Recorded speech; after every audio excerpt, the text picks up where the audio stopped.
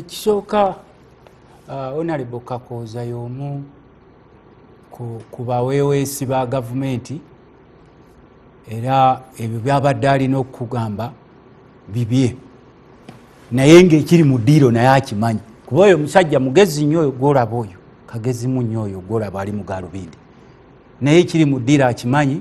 It is a political argument. Mr. Museveni is trying to target NUP supporters nga bategayo ebimundu bategayo ebyambalo kati wabalabye balumbye ekitebe bagenda kugamba mbu abe NUP of course bakitandise dda ndebadde ne military attires nga bayitraininga kati bino byonna tewali mubaka wa parliament yali agambye Museveni nti ekizibu kyaffe kukyusa semateeka kukyusa UPDF Act. Era naye tomuyita mujega is targeting members of National Unity Platform. Ekisooka agenda kuba framingako abasinga ebisango nti bayekera nga balumba ekitebe. Wuliriza ebigambo byange. Is there anything wrong with what members of parliament of the NRM did mu caucus yabo? Anti kati nkugambye ani yakigamba Museveni nti ekizibu kya Uganda genda kutandika kutinkula constitution ku bizibu ebiriwo. So you should learn. Eno balumba kitebe kya NUP baplantinga obye baplantinga ena agamba bano batraininga bayekera ena akyusa semateeka. Who told Museveni that our biggest problem is to amend UPDF Act? If I may ask. Mbulireko kubanga of course ne boba head of state twalibadde tumusuubira nti ku bizibu ebiruma banna Uganda bya UPDF Act si bye bituluma kati currently ne kati nga boolaba naawe ababaka be NRM bonna bali vulnerable. Including Honorable Kakooza bagenda mu kalulu abatiisa. This is not a parliament omubaka weeyimirirawo n'amubuuza nti kizibu ki kyolaba gwe kubanga ye Museveni alowooza nti ebirowoozo bye bisinga semateeka. Supreme Court bw'eba esazeewo it takes time, it's gradual, but why the rush?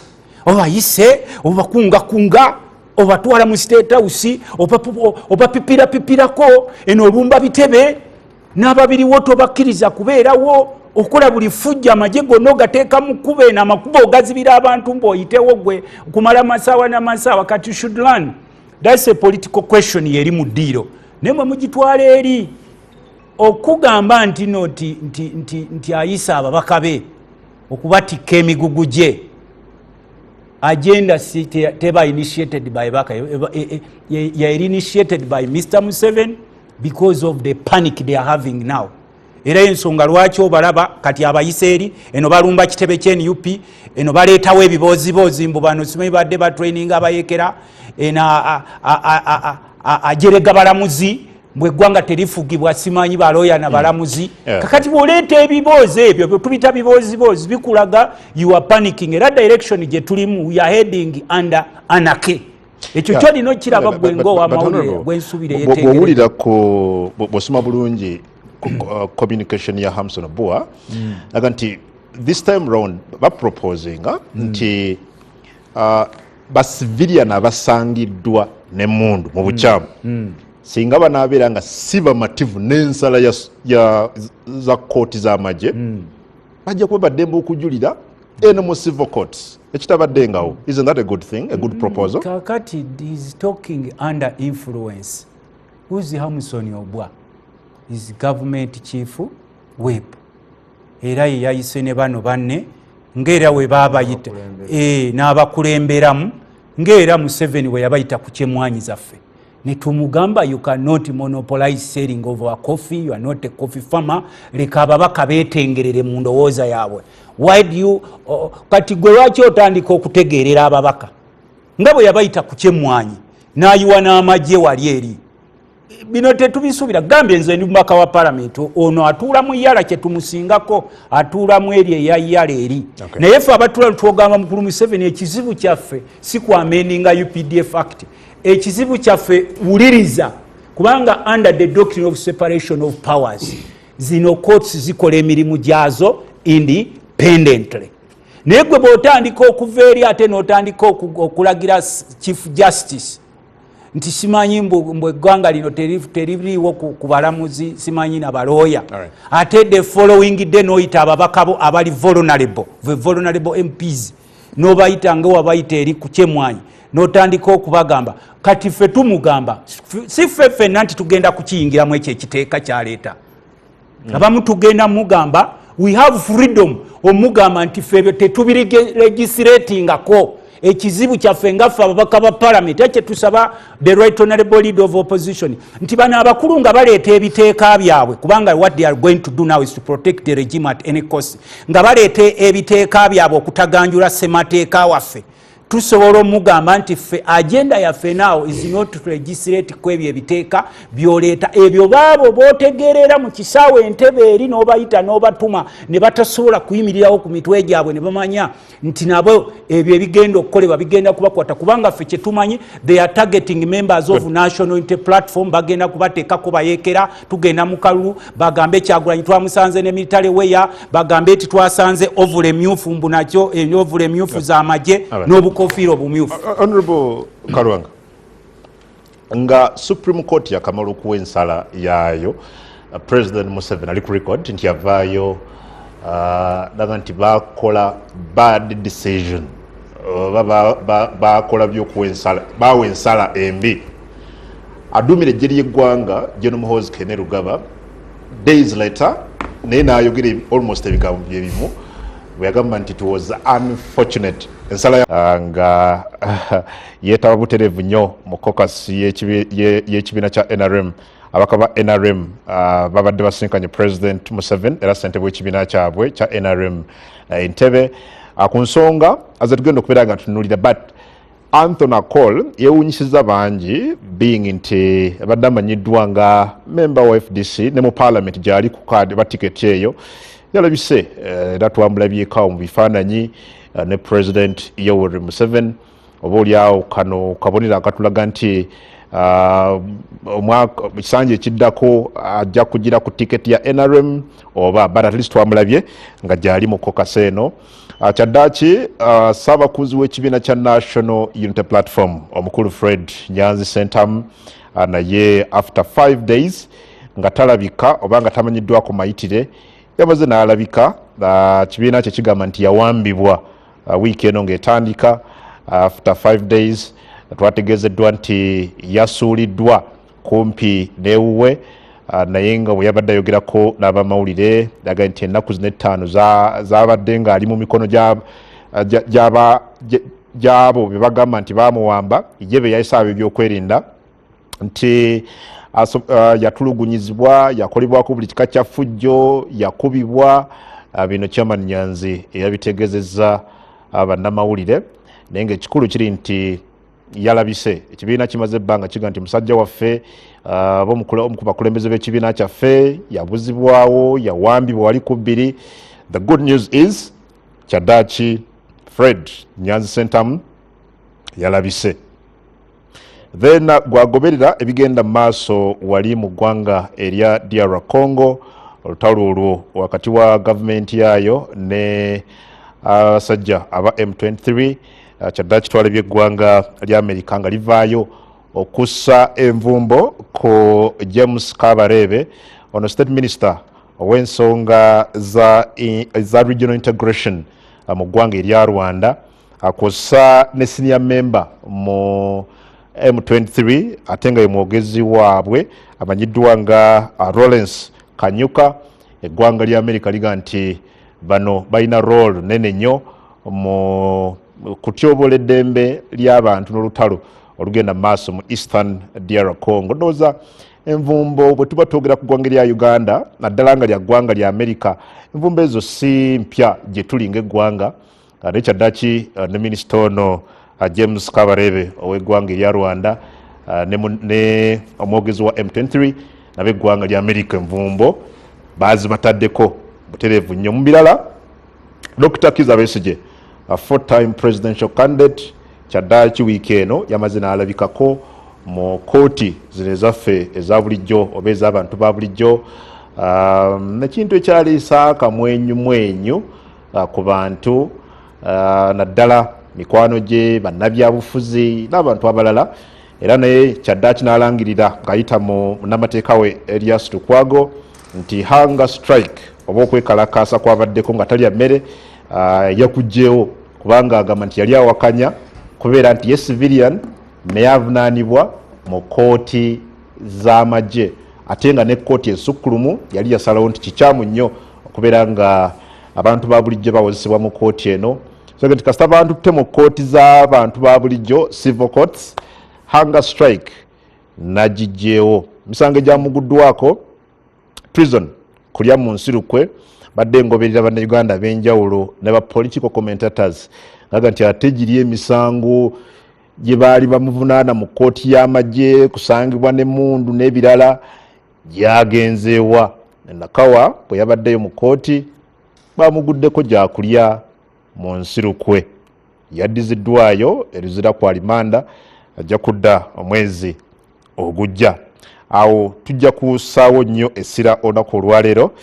n'abakulu bendi nabo leero baloluso n'ebikwekweto bye tulabye ku kitebe ky'ekibiina kya National Unity Platform for 2 days abakuumaddembe abampi n'abawanvu tubalabyeko awo ku kitebe ekavule ne wali ku institute yaabwe ekamooca poliisi yavuddeyo nebaako kyeyogera nga bayita mwogezi waayo batuge nti baconcludinze bafundikidde search ku bifo bino byonna era ne bategeeza nti balina ebizibiti bye baazudde era nti bagenda bikozesa ng'obujulizi. We are going to use the exhibits we found at the no premises as evidence. Kyekiddako tulinda naye nga jjukira bino byonna babikoze nga president w'ekibiina Robert Kyagulanyi Ssentamu n'abalala bayita ku mikutu gya X okulaga obutali bumativu n'ebyabadde bigenda maaso ku kibiina kyabwe ngaga nti mukola mutya search nga fenna abakulembera ekibiina tetuliiwo tetuweddwa mukisa kubeerawo watya nga muze n'ebintu byemmwe ne mubiteekaawo fe tunaategeera tutya naye nga yo poliisi yafulumiza ekiwandiiko ekyo nga twafundikidde era ebizibiti tugenda kubeera nga tubikozesa nga evidence. Well, abakulu mu studios mbalina njagala mbakwanjulire atubeere nga tuyitaayitamu kuzimu ku nsonga zino. Well, nina Honorable James Kakooza oyo mukiise mu parliament eya East Africa oba East African Legislative Assembly. Nina Honorable David Luchams Kalwanga ava Busujju member parliament akiikira abantu be Busujju ate nga ava mu kibiina kya National Unity Platform. Honorable Lutamaguzi Semakula mubaka wa parliament wa Nakaseke South muna DP agamba nti awagira NUP era nti ne president we Mwami Kyagulanyi then nina Mwami Herbert Anderson Burora ono yali mubaka wa president akiikirira rather mu bitundu eby'Nakawa ne Rubaga we bali okubeera nga tuyita mu nsonga zino buterevu. Njaga tugende buterevu ndowooza ntandike ne Honorable James Kakooza era ng'ensonga njagala okutandikirako y'ebbago. Again wiiki eno twalabye ababaka ba NRM nga basinkanye ssentebe w'ekibiina kyabwe Mwami Museveni Entebbe era mu kokasi yaabwe eno ne bakkiriza amendments Attorney General ze yabanjulidde mu tteeka liri erya UPDF era nga mu bimu ku ebyo bye baawagidde ebiri mu bbago lino bagamba nti basivilian abafuna emmundu ne byokulwanyisa ebirala mu bukyamu bajja kubeera nga bavunaanibwa mu kooti ez'amagye. Jjukira nti ensala ya Supreme Court oba kooti ensukkulumu yavayo neegamba nti kikyamu nnyo okuwoleza ba civilian mu kooti zino ez'amagye. Kakati bo ng'ababaka ba NRM bwe babadde mu kokasi yaabwe nga basinkanye ssentebe waabwe ne bawagira ennongosereza mu bbago lino omulina n'ekigamba nti civilian anaasangibwanga n'emmundu mu bukyamu ajja kuwozesebwanga mu kooti zino ez'amagye omulundi ogusooka naye ate ne bongerako nti ajja kuba nawa ddembe okugenda okujulira mu civil courts oba kooti eza bulijjo. And again mu birabo byawagidde abaga n'abamagye bennyini singa baana abasiba mativu n'ensala ya kkooti ey'amagye ku musango gwonna era bajja kuba baddembe okujja mu kkooti eza bulijjo bajulire. Honorable James Kakooza ono yabaddeyo nnyo given nti member wa caucus gwe njagala okutandika naye atubuulire bulungi akawonvu n'akagga ku nsonga eno. Honorable, tandika na kutunnyonnyola bye mwawagidde. Waliwo ababitunulira nga mmwe abagezaako actually okontana n'ensala eya Supreme Court. Kansooke ne kino kuba mbadde nkiwulira mu media omanyi n'ekigambo kya caucus ya babaka ba NRM mu pata yaffe mulimu enkola ya caucus is a structure, is a party structure mweri organ nti buli business yonna ekolebwa mu parliament mumala giteesaako as a group. Mwaba caucus bamemba ba NRM ate ekyokubiri si kituufu nti babadde bagamba nti ababaka bagenze kuteesa ku bbago lyokka. No, si kituufu. Buli mwezi tubeera ne meeting eya caucus okuteesa ku bigenda mu maaso okwevaluatinga pata yaffe. So abantu babadde bagamba ate bagenze kutuula. No, tubeera ne meeting ezo. Era caucus yasembayo twagamba nti bwe kinaaba kyetaagisa chairman nga waliwo ebyetaagisa amangu, chairman aliyitanga olukiiko ntukola consultations ne tweyongera mu maaso kubanga wabaawo ebibeerawo biguddewo nga tetubyetegese. So chairman wa party twamugambanga nti bwe wabeerawo emergencies oyita extraordinary meeting ne tukola ki ne tujja. Kakati ekyo kyobuuziza ekya ebbago, first of all njagala ompa omukisa kuba abantu babadde ekibadde mu media ekibadde kyanja buli omu akitafuta bubwe. Kyekabaddewo kyennyini. Really Supreme Court bwe yamala okukola ky'okululinga yagamba Attorney General wa Government nti bino byetaaga okukolebwa mu manga. Kakati bw'abanga ali mu process eyo okugikola ebimu bye bagamba, yes, kooti z'amagye ziri established mu law, si bwe kiri mu mateeka. Naye bwe muba mwagala okukozesa kooti z'amagye bino wammanga muteeka okukola ki? Okubikola. Era n'etteeka lya UPDF akawaalo 1017 kakonebwako nti singa zi subordinate courts mwagala okukola nga courts zino enkulu endala muyina okukola bino wammanga. That means mbadde ndaba nga abantu bagamba nti actually kiri mu mawulire baga monitor today nga baga nti ababaka ate bagenda kulifasinga judgment ya court. Ekyo tikisoboka. Kooti yasalawo negamba nti bino era bwe ababaka bano Honorable Kaluwanga ne Honorable Tamaguzi bagenda okubeera nga bakola ku amendments zino. Attorney General amendment zalese tezisobola kukyusa kyakolebwa Supreme Court nga bakitadde ku record. Wabula bateekawo okulungamya ennongoosereza gye babakoze eki. Era sigamba abantu abali mu legislation bwe baba baleese etteeka oba nga baleese biiru bano mulimu gwabwe. Legislation is just part of the role of members of parliament. So abantu baleke kweraliikirira. Tukutegere bulungi Honorable. Waliwo already ruling ya Supreme Court ega nti kikyamu era si kituufu era kimenya mateeka okuwozesa ba civilian mu kooti z'amagye. Nekugamba one of the, I think it's GH, one of the reading judgment your Chief Justice Onyedoro nekugamba nti mwaba mwagala okukikola muyina okuddayo okulungamya bino. Okitegedde bulungi? N'agamba nti mwagala okutwayinga court martials okubeerawo ez'amagye muteeka okubeera nti muyina abantu abali trained mu byamateeka.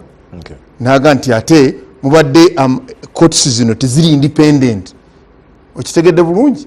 nti bwe zibeera nga teziri independent omuntu afuna fair justice oba fair hearing eya article 28 kakati mukole bino mumanga. One n'agamba nti 2 ennyingo ya 117 gye twakola 2005 n'agamba eyo yali ekuntana ne ssemateeka bwemba mwagala ogikola okugiddamu mugitereeze kiringa munoogenda mu garage olwaleero ng'otutte emmotoka yo wa makanika n'agamba nti ondeetedde obukono bw'emmotoka bufudde naye ate oteekwa kukola ne wiiriki alignment. Kakati sirowooza nti ababaka oba atone general munafunye obutamanya kooti kyeyakola era ate n'akikomyewo mu parliament bakikole ekyo tikiriyo kiba kiviolatinga ne constitution ey'ennyingo ey'ekyenda mumwayisizaaki ebintu ebibiri oba bisatu byomwayisiza byabadde ki? No, tewali kye twayisiza twakubaganyiza ebirowoozo kubanga tewali bill substantive bill baleese draft. Honorable tuliziganye ninawo nekiwandiiko kya government chief whip Hamson Oboa nga and I will read it verbatim. Agamba wano that the NRM Parliamentary Caucus on Friday, February 2022, rather February 22nd, 2025, unanimously resolved to support the proposed amendments of the UPDF Act as presented by the Attorney General. Then the government chief whip, then Samson Oboa, who is also the caucus chairperson, Nebirala, agamba what?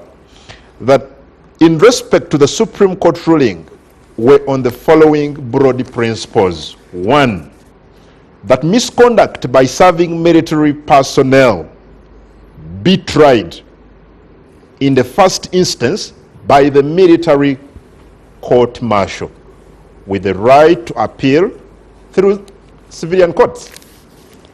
Number 2, that civilians, Honorable Kakoza, that civilians who acquire specified firearms illegally be tried by the military court martial in the first instance with the right to appeal through the civilian courts.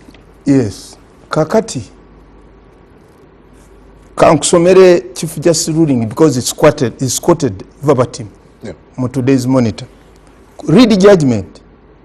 Yagamba, if you want to make provisions in the UPDF Act for the trial of civilians in military courts to be only under limited circumstances, A, and only after the state has concretely demonstrated to the court by verifiable facts and by objective and serious reasons the need and justification for a recourse to the military court, this must only apply where with the specific class, category of persons and offences in question, ordinarily courts are not in position to undertake such a trial. That's a recommendation. Nadamuna government making a provision, make a provision in the UPDF Act for appeals for military courts and tribunals corresponding to the appeals in ordinary courts. Kikiri kyenkugambye nti bwaba Attorney General nga bamugamba do ABCD nti bwogenda wamakanika nagandi ondeetedde obukono bukyamu naye oteekwa kukola ne will alignment okukola ekituufu. This is what the court said. What's wrong with that? Tukanjikusomere ne draft kubanga tenabeera mu bill. Give us an interpretation of this now. Bino bitegeeza ki mbadde nkusomera. Anti eyo resolution bagikoze nga batuwadde draft. Njiina wona I can read it. Ngegobera provision yen. Read judgment gyeyakoze. That's what the draft they brought. Ababaka bagenda kubaleetera bill. Because this is the draft they presented to us. Era twagambye Attorney General nti bwe kiba tekikuntana na section ey'ekyenda mu ebbiri ya constitution osobola gisomera abantu ne bagimanya. Tekibeera kizibu nnyo kubanga amendment of any law ababaka balina okukola ki? Okugikola. Tukwenza. Well, Honorable Mubarak Munyago tukwaniriza oyo muna ego tuba naye again buli lunaku lwa Sunday. Honorable Lutamaguze, Honorable Kakozo mulide agamba there is no cause for alarm. After all, bill ejja kujja mu parliament ng'ababaka mukolo gwammwe. Ekisooka Honorable Kakoza y'omu ku baweeweesi ba gavumenti era ebyo byabadde alina okugamba bibye naye ng'ekiri mu ddiiro naye akimanyi kuba oyo omusajja mugezi nnyo oyo gwolaba oyo kagezimu nnyo oyo gwolaba ali mu gaalubindi naye ekiri mu ddiiro akimanyi. It is a political argument. Mr. Museveni is trying to target NUP supporters nga bategayo ebimundu bategayo ebyambalo kati wabalabye balumbye ekitebe bagenda kugamba mbu abe NUP of course bakitandise dda ndebadde ne military attires nga bayitraininga kati bino byonna tewali mubaka wa parliament yali agambye Museveni nti ekizibu kyaffe kukyusa semateeka kukyusa UPDF Act. Era naye tomuyita mujega is targeting members of National Unity Platform. Ekisooka agenda kuba framingako abasinga ebisango nti bayekera nga balumba ekitebe. Wuliriza ebigambo byange. Is there anything wrong with what members of parliament of VNRM did mu caucus yabo? Anti kati nkugambye ani yakigamba Museveni nti ekizibu kya Uganda genda kutandika kutinkula constitution ku bizibu ebiriwo. So you should learn. Eno balumba kitebe kya NUP baplantinga obye baplantinga ena agamba bano batraininga bayekera ena akyusa semateeka. Who told Museveni that our biggest problem is to amend UPDF Act? If I may ask. Mbulireko kubanga of course ne bwoba head of state twalibadde tumusuubira nti ku bizibu ebiruma bannayuganda ebyo bya UPDF Act si bye bituluma kati currently ne kati nga boolaba naawe ababaka be ab'NRM bonna bali vulnerable including Honorable Kakoza bagenda mu kalulu abatiisatiisa. This is not a parliament omubaka weeyimirirawo n'amubuuza nti kizibu ki kyolaba gwe kubanga ye Museveni alowooza nti ebirowoozo bye bisinga ssemateeka. Supreme Court bw'eba esazeewo it takes time, it's gradual, but why the rush? Obayise obakungakunga obatwala mu state house obapipirapipirako eno olumba bitebe n'ababiriwo tobakkiriza kubeerawo okola buli fujja amagye gonna ogateeka mu kkuba eno amakubo ogazibira abantu mboyitewo gwe kumala masaawa n'amasaawa. Kati you should learn that's a political question yeri mu ddiiro naye mwe mugitwala eri okugamba nti no nti ayisa ababaka be okubatikka emigugu gye. Agenda teba initiated by baka ya initiated by Mr. Museveni because of the panic they are having now. Era ensonga lwaki obalaba kati abayiseri eno balumba kitebe kya NUP eno baleetawo ebibozibozi mbu bano simanyi badde batraining abayekera ena ajerega balamuzi mbweggwanga terifugibwa simanyi baloya na balamuzi. Kakati bwoleeta ebibozi ebyo tubita bibozibozi bikulaga you are panicking. Era direction gye tulimu we are heading under anarchy. Ekyo kyolina okiraba gwe ng'owamawulire gwensubire yetegereza. Bw'owulira bw'osoma bulungi communication ya Hamson Abua aga nti this time round baproposinga nti basivilian abasangiddwa n'emmundu mu bukyamu singa banaabeera nga si bamativu n'ensala za kooti z'amagye bajja kuba baddembe okujulira eno mu civil courts ekitabaddengawo. Isn't that a good thing, a good proposal? Kakati is talking under influence. Who's Hamson Obwa? Is government chief whip. Era yayise ne bano banne ng'era we baabayita n'abakulemberamu ng'era Museveni we yabayita ku kyemwanyi zaffe. Ne tumugamba you cannot monopolize selling of a coffee, you are not a coffee farmer. Leka ababaka beetengerere mu ndowooza yaabwe. Why do you kati gwe lwaki otandika okutegeerera ababaka nga bwe yabayita ku kyemwanyi n'ayiwa n'amagye wali eri? Bino tetubisuubira. Gambye nze ndi mubaka wa parliament ono atuula mu yala kye tumusingako atuula mu eri eya yala eri. Naye ffe abatula twogamba mukulu Museveni ekizibu kyaffe si kwamendinga UPDF Act. Ekizibu kyaffe wuliriza kubanga under the doctrine of separation of powers zino courts zikola emirimu gyazo independently. Naye gwe bw'otandika okuva eri ate n'otandika okulagira chief justice nti simanyi mbu eggwanga lino teririiwo ku balamuzi simanyi nabalooya ate the following day n'oyita ababaka bo abali vulnerable MPs n'obayita nga wabayita eri ku kyemwanyi n'otandika okubagamba kati ffe tumugamba si ffenna nti tugenda kukiyingiramu ekyo ekiteeka kyaleeta abamu tugenda mugamba we have freedom omugamba nti ffe tetubiregisiratingako ekizibu kyaffe ngaffe ababaka ba parliament ekyo tusaba the right honorable leader of opposition nti bano abakulu nga baleeta ebiteeka byabwe kubanga what they are going to do now is to protect the regime at any cost nga baleeta ebiteeka byabwe okutaganjula ssemateeka waffe tusobola omugamba nti ffe agenda yaffe now is not to legislate ku ebyo ebiteeka byoleeta ebyo baabo bootegeerera mu kisaawe entebe eri n'obayita n'obatuma ne batasobola kuyimirirawo ku mitwe gyabwe ne bamanya nti nabo ebyo ebigenda okukolebwa bigenda kubakwata kubanga ffe kyetumanyi they are targeting members of national unity platform bagenda kubateekako bayeekera tugenda mu kalulu bagambe ekyagulanyi twamusanze ne military weya bagambe eti twasanze ovule emyufu mbu nakyo ovule emyufu z'amagye n'obukoofiira obumyufu. Honorable Karwanga, nga Supreme Court yakamala okuwa ensala yaayo President Museveni ali ku record nti yavaayo daga nti bakola bad decision bakola byokuwa ensala bawa ensala embi adumire ejje ly'eggwanga General Muhoozi Kainerugaba days later naye n'ayogera almost ebigambo byebimu bwe yagamba nti it was unfortunate ensala ya court yali unfortunate. Should we therefore send President bwe yagamba nti ndagidde atole General alabe ennongosereza zino okuleetebwa? Is it what actually they did ku lunaku olwokutaano nga bali mu kokasi yaabwe in your view? Kakati mwami Kakooza nakuwadde obudde kiba kirungi nnyo n'osirika n'owuliriza n'olyoka oddamu n'oreactinga. Mwami Kungu tulina ekizibu mu ggwanga lino nti omuntu ng'agenda akula twandisuubidde nti yandibadde akola ebintu ebigatta ku ggwanga ye ng'avuddewo.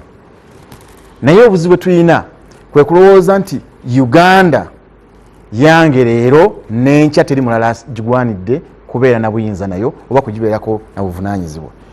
Ekintu ekiri mu kukolebwa tuli mu nnaku gy'otayinza kukkiriza nti kigenda tukosa. Ekisookera ddala gw'okyogedde nti yagamba nti abalamuzi bakoze ensobi.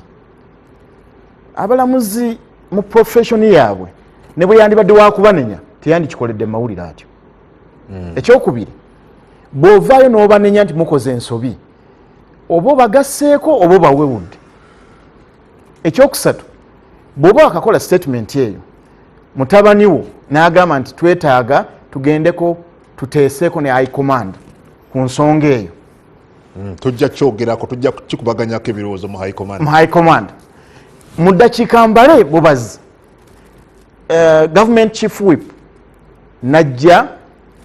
najjayo aye n'amala okujjayo n'oyita ba members ba parliament abe NRM oba omaze okulaga eggwanga nti toliiwo okukolera ggwanga waliwo oliwo okuteesa gwe ebikuyamba okunywereza mu buyinza. Kubanga ekintu kino Tamaguzi akyogeddeko nti tekitagetinga muntu mulala yenna kiri mu kutagetinga bantu b'NUP.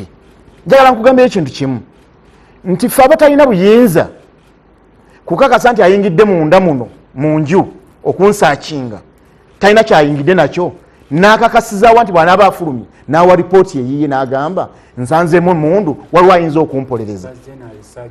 Taze na research warrant wabula yazze ayingidde akoze byakoze atambudde afulumye. Ekyo kitutwalawa esokera ddala bingi tulize tubiraba ne batugamba nti oyo bamukutte n'emmundu bbiri ne tunoonya amazima ne gabula. Kaakati bwe banga babadde bakikolera mu bukyamu nga kati abamemba ba parliament bagenda kujja bakiteeke bakirambuule bulungi legalizing tugenda kwetemako emitwe fekka ng'ababaka ba parliament. Era nze okusaba okwanyi kuli kumu ensookera ddala ababaka ba parliament muzuukuke kubanga gyotega amaggwa gye bagoba bakuzza. Ekyo kimu. Ekyokubiri bannansi mutunuulire nnyo bye tuyitamu.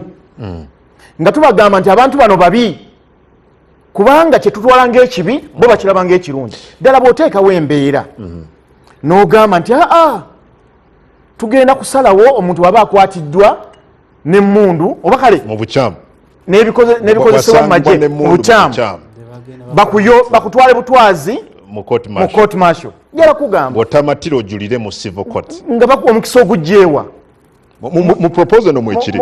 Yes, baziyita proposal bajja zireeta. Naye njala kugamba ekintu kimu era kino kye njala kugamba bannayuganda nti speed gye bali mu kukozesa ekintu kino balina abantu be batunuulidde nga n'abamu already babalina mu ngalo zaabwe. Yeah, but honorable President Museveni kikyo badde oyogera bwe yali agamba nti eno yali decision nkyamu yakuwa n'ensonga ze omwali n'okulaga eggwanga nti military courts in a way zaali ziyambyeko okutebenkeza Karamoja bakaracyura zibana abali bafuuse ekizibu nga babateeka mu kooti zino obutebenkevu ne bugezaako kudda mu kitundu ekyo n'ebirala. Kati kankugamba ekimu so bwoga nti bayina be batagetinga maybe ng'otegeeza bakaracyuna bali mu M7 byayogerako. Sebo tulina n'abantu abamu ng'olwedde bali mu makomera era ng'ebyabasibya oba ebyabateekesaayo kugamba nti twabasanga ne oval. Njala kugamba nti kyoyogerako olinga ng'eyavudde mu ggulu n'ogwa bugwa. Mwami Kungu ojjuka bulungi nnyo mundu bize bakwata ne zebagamba nti tuzikutte ne Mwami Kyagulanyi na guno gwakati tuddangamu kukiwulirako. Yes, information. Badde mugamba ti tugenda mu kulonda what Mr. Museveni is trying to do and his son the commander in defense forces kwe kulaba nti Kyagulanyi teyesimbawo era bino byonna be bagenda baplantinga ne balumba office they are scared of His Excellency Kyagulanyi Ssentamu kati kino ye target yaabwe n'aba NUP abali bebalaba nga kati Kalwanga nga bagamba oyo kuba bano balina capacity egenda eplantinga y'ebintu nga bagamba n'ekitebe tukigala kuba what Mr. Museveni is planning kugalawo ekitebe ky'NUP wonna wali ekitebe ky'NUP byonna ayagala kubiggalawo n'okulaba nga Kyagulanyi teyeesimbawo kubanga they are scared of him. Kyembadde nkwakusema webale nnyo information eyo njala kugyongerezaako kino nti ffe nga ffe abeesimbawo nga tuyita mu NUP oba bamemba ba NUP tetulina busobozi bugaana muntu yenna azze nga wamagye oba nga wa poliisi kumulemesa kuyingiza kuba wakirabye n'eggulu bwe bazze ne basala ne bayingira nga tebalina na muntu yenna gwe balina ava ku kitebe kyaffe kuteekawo obukakafu nti osanga beboogera oba ne report gye bagenda okukola eri genuine. Naye kino kye njagala okugamba mu bufunze nnyo nti nga bakola amendments zino batuteekeremu ne kino ekisookera ddala bakakase nti balina ekkomera eryabwe mwe batukolera bino wammanga kuba tubirabyeko nti bwe bakwata bakkuulamu enjala tukimanye tuleke kwekanga bwekanzi nga abantu baffe babakomezaawo ng'enjala nkuulemu amaaso makuulemu omuntu bamukubye emiggo bakufumisefumise ebyuma mukole amakomera agammwe omuntu waffe tugenda omufuna in fact mu amendment eyo mwe muteekeemu ebyo abantu baffe bye tubadde tugamba nga bulijjo nti abantu baffe babatulugunya bagenda okuva mu makomera eyo gye mwabatutte ng'ebyo byonna byonna babirabako okusinga lwe mukwata omuntu n'amala ennaku nnya nga mwe mumuyina bwe mumala omukuba emigga egimumalawo ne mumutwala ne mumujjanjaba enka ne muleeta mu kooti. Twagala ebintu ebyo bitereezebwe bulungi bwe muba nga kakati bannansi temuli bamenyi b'amateeka katono nnyo mwami bwe muba nga temuli bamenyi b'amateeka why would you be worried nga amendments zino zikoledda because they're very clear mu proposals zaabwe bakugamba misconduct of serving military personnel then ne bakugamba that civilians who acquire civilians abantu ba bulijjo who acquire specified firearms illegally mu bumenyi bw'amateeka unless ng'oyagala kugamba nsi Honorable Kalwanga nti mwe mufuna ebyokulwanyisa bumenyi bw'amateeka because apparently proposals zino zitunulidde oyo afuna ebyokulwanyisa mu bumenyi bw'amateeka. Kungu tetulina nsi gye twandyagadde ng'erimu abantu abalina ebyokulwanyisa mu bumenyi bw'amateeka naye ekintu ekiri mu Uganda bwe kennyini okimanyi nti emundu zipangisibwa okimanyi nti waliwo abantu abali mu ggwanga muno nga balina emmundu nga tebalina kuba nazo. Gwe kennyini obadde olaba abantu ng'avuga bodaboda naye ng'emmundu agiina. Tunakakasa ddi nti ono agiina mu butuufu ono agiina mu bukyamu. Ne mutuula mu takisi n'olaba akantu tekalina na bwe kali naye nga kuno kalinako emmundu. So eggwanga erifaanana bwe lityo toyinza kukeera ku makya n'ogamba tutaddewo embeera singa omuntu tunaamukwata ng'akozesa emmundu oba ng'alina ekintu kyonna ekikwatagana n'amagye naye nga takiinaako buwandiike oyo tumutwale butereevu mu court martial. Nze nkugambye ekintu kimu, bateekewo kooti yaabwe, bateekewo ekkomera yaabwe, byonna mubiteekewo nga bwe tubadde tunyonyola abantu nti waliyo emisota bwe bakwata, emisota gyegiri bwe bakwata, goonya gyeziri bwe bakwata, osula mu mazzi bwe bakwata, osula mu ice, byonna mubiteeke mu amendment yammwe.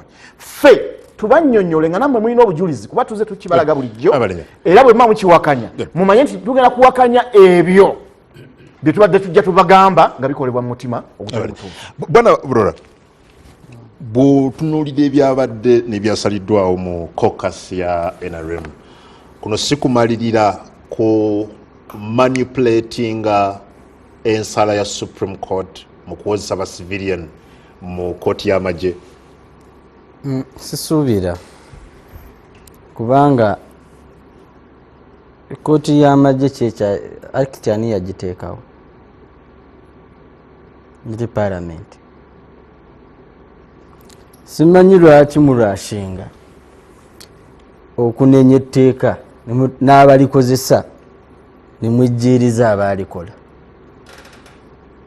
Eyakola etteeka lino parliament yaliyisa neteeka mu kooti netagiwa jurisdiction netagiwa qualification netagiwa linkage ku other courts netagiwa modus operandi how it operates. Nini mudduko okunenya oli eyakola etteeka n'aliwo etteeka nga terina mutwe n'amagulu. Ne bwe tuba twogera wano n'owuliriza Uganda fakati bwe ntuula wano ne Lutamaguzi ne Kalwanga ba honorable siri mubaka wa parliament naye nga ffenna tudisikasinga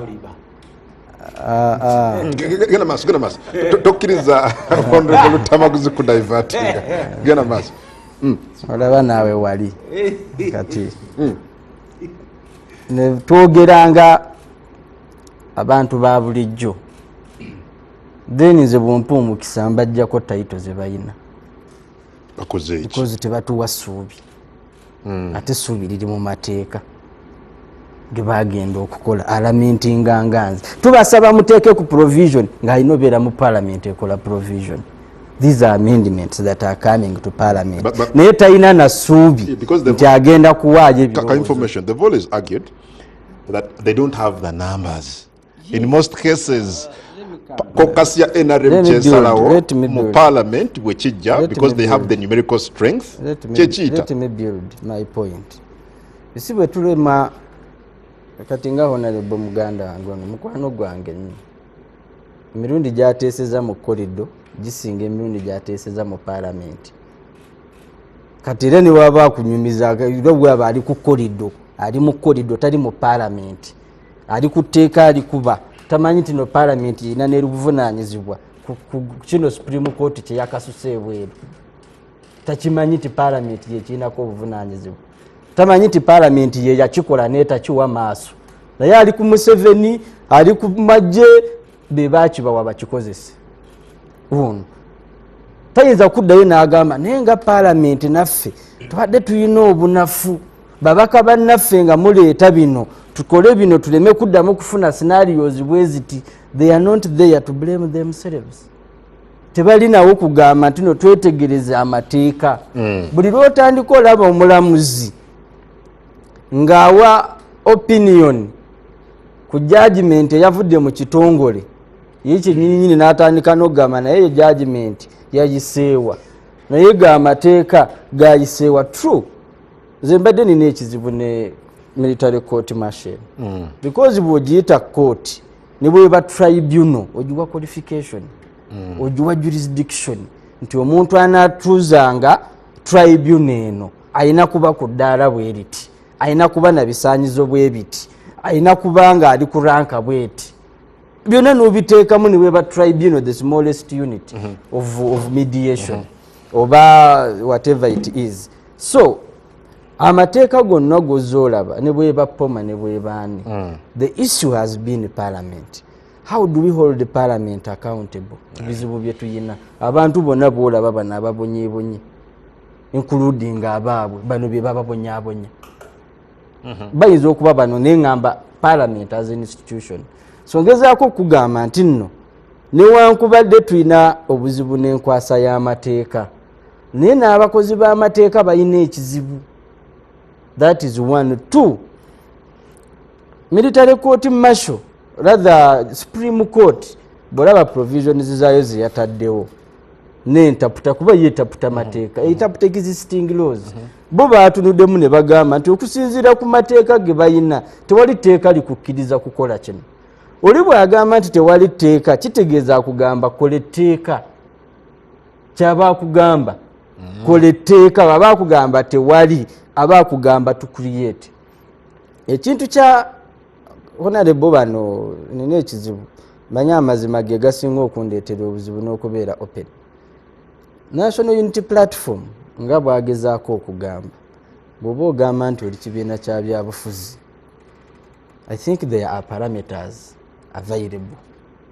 Ekintu kye bayita identity ffenna tuli wano bano babaka ba parliament era otwanjudde banjawulo nze n'omunyago oli former nze coming naye gwe olina identity yo oli cameraman gwe oli media oli journalist ffenna tuli. The moment you prescribe yourself and identify yourself nti I am a soldier, lwaki bagambye specified arms, firearms. It is because as politicians we are potential, we have potential to do anything. We are threats by the way. Nsobola okubeera threat eri eggwanga. So bwe tuba tutunulamu tulina okusengejja ffe linako katono tulina okusengejja. Lwaki tusengejja? Honorable Karwanga kankubuulire, there is one thing era bw'obanga oyogera give your audience confidence ti mu nsonga ezikwatagana ne national security siinaamu kwekkiriranya naye abakozesa national security to violate the rights of others we want to check you. Tuteeke task kuna UPDF nti etteeka lino lye mwagala mutuwe nammwe kuki ku bukakafu nti etteeka lye mwagala temwagala kulikozesa bikyamu kubanga gwe ogenze mu lutalo kubanga kati okusinziira ku biriwo bye bataneegaana nti waliwo omukulembeze w'ekibiina ky'ebyobufuzi ali bweru anoonya byakulwanyisa abinoonya nga vividira zaakugamba nti akalulu kano tekajja kutukola ki kutusolovingira kizibu. Bw'omuwulira nga anoonya ebitali kalulu okujjako gavumenti gwe luyinza okwesikamu oba ogamba nti kituufu omusajja kye yayogera akitegeeza ali mu kusala makubo malala. So kyensaba kiri kimu 1 minute even less than a minute. Kyensaba kiri kimu, let the law be there. That is one. Two, muliwe jurisdiction, muliwe qualification. Fe tudemandinga ekintu kimu confidence nti UPDF ate kansabe ne UPDF n'abalala bali mu byokwerinda mutulekere ebyobufuzi byaffe. Bano balutamaguzi tubasobola. Luli mbadde ninako enkoligondi RDC ebimu ntyo byogera kakati nsobola okuyimirira ne lutamaguzi ne mugamba kyenjagala. Balutamaguzi tubasobola. Don't worry about lutamaguzi ne banne. Don't worry UPDF. Don't worry General MK. Don't worry with Bobby Wine and the company. We can handle these people politically. The moment you come in politically, militarily into politics,